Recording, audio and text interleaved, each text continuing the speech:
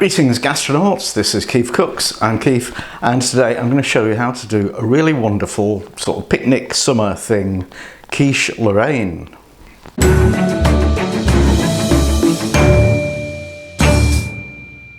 So a few months ago I was asked to do some summer recipes by Owen Parry, and well, you know, it's best if you do summer recipes when it's summer. So it's very hot today for Yorkshire. So hot, in fact, I've been wandering around just in my shirt sleeves without a cardigan. How about that? And also a request from Sylvia Tamarsdown, who's my new Patreon superfan, and I think he has been binge watching all of my videos. He might have got to the end by now, so here's some new stuff. So Quiche Lorraine, it's named Lorraine after the part of France where it comes from, and it's a very old recipe, but it does get abused. The original Lorraine recipe, the only things in it are eggs, cream and bacon or lardons. There's no cheese, certainly no slices of tomato on top or anything like that, and no onion. But I mean, you can add those things, but then you haven't got a Quiche Lorraine. So I'm trying to keep it authentic and simple. It shouldn't be too difficult. Let's do it. Right, first thing we need is some pastry. I'm going to make short crust pastry. I've done quite a lot of trawling around the interwebs looking for the authentic recipe, and I really couldn't find one. I found an awful lot where they suggest rough puff pastry or short crust or something in between. Everybody in America, I don't know if there's a special law that says you can't make your own pastry, but nobody does, apparently. Correct me if I'm wrong, I know you will. Anyway, I've got 150 grams of plain white all-purpose flour, 125 grams of unsalted butter, pinch of salt, and 2 or 3 tablespoons of cold water just to bring it together. So, usual drill, chuck those in there and rub them in with your fingertips. So what you want to do is you're breaking up the butter into little bits that get coated in flour. You don't want to melt the butter with the heat from your hands. Oh, pinch of salt. Did I put the pinch of salt in? Dear oh dear.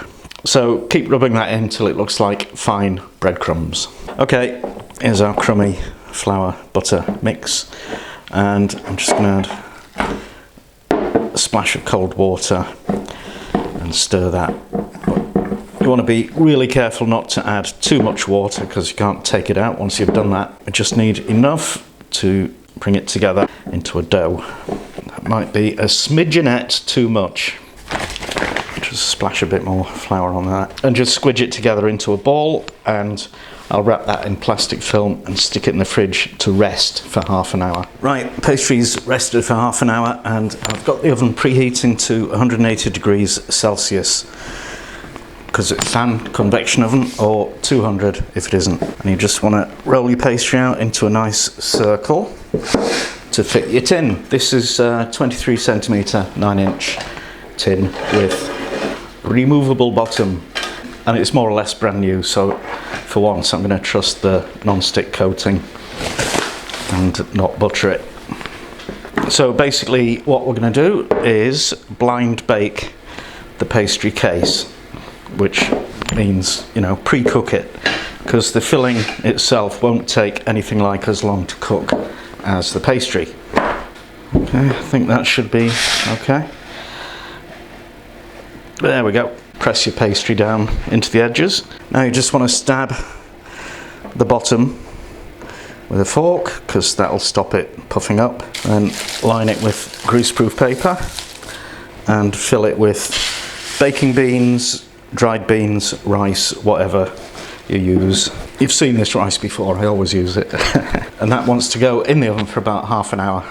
Right, ingredients for the filling. I've got 200 grams of bacon, I've got 5 eggs, I've got 200 mils of cream, and I'm going to also add a teaspoon of chives because I like the oniony flavour it gives.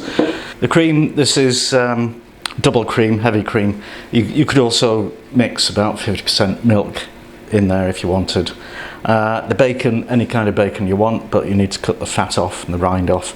Eggs. Well, European medium-sized eggs. I'm not translating that into anything else, sorry. The blind bake case needs to come out in 5 minutes.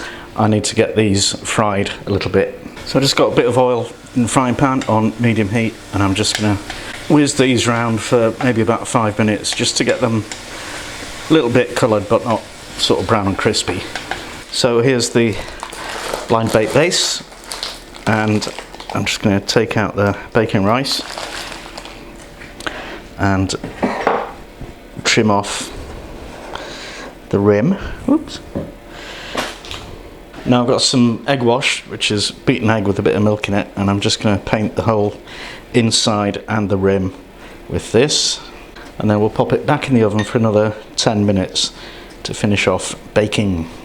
Now while the blind baking's finishing off, you want to put all your eggs in a big bowl, and the cream or cream and milk mixture and anything else you've decided to put in it,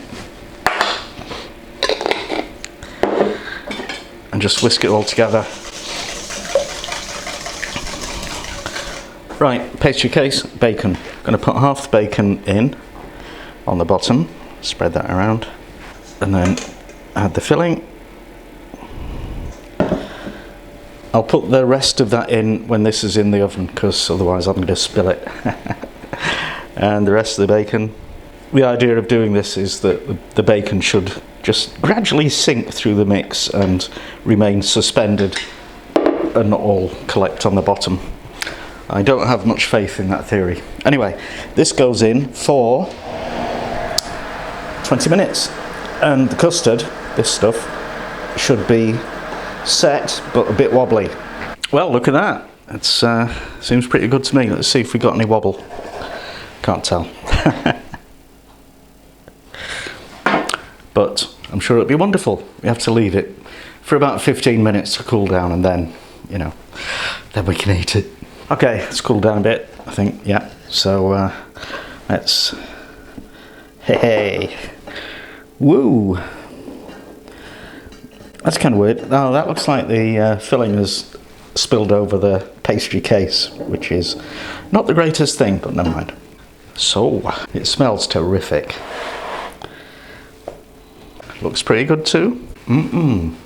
Right, here it is, nice and cool, ready for a taste test with Mrs. KeefCooks. I've had a bit already. Okay. It's for me.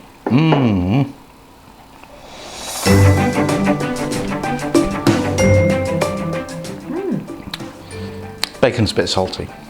No, I like it. I like it. It's in lots of little chunks. It's thick bacon, isn't it?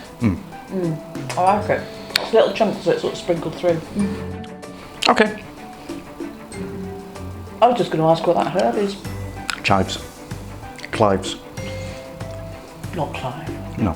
Too young for a baby. We're growing chives. We've got one. He's called Clive. But anyway, that's beside the point. Quiche Lorraine, fantastic. Get it made. And that's that. I hope you enjoyed it. Now please do the usual: likes, shares, comments, subscriptions, donations, patronage, all that good stuff. Or just some of it. And thank you for watching, and see you next time.